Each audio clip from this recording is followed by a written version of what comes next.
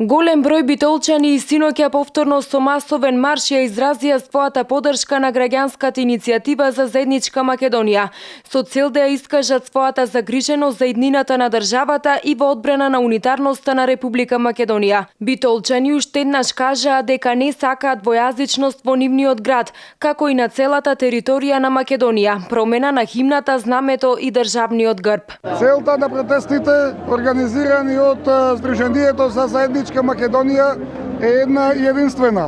Македонија да биде унитарна, независна и суверена држава.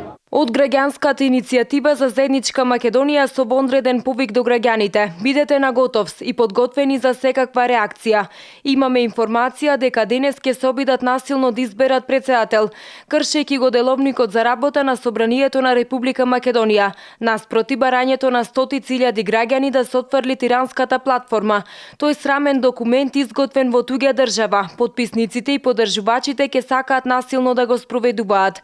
За СДСМ е поважна власта од јазикот, името, знамето и носењето на земјата на патот кон федерализација. Така беше и во 93-та со името, 95-та со знамето. Така беше и со референдумот во 2004 година. Така е и денес. Спремни се да скршат деловник, закон и устав, само за да дојдат на шверцерски начин на власт. Граѓани на Република Македонија, бидете наготов, подготвени за секаква реакција, истакнаа денес код за заедничка Македонија.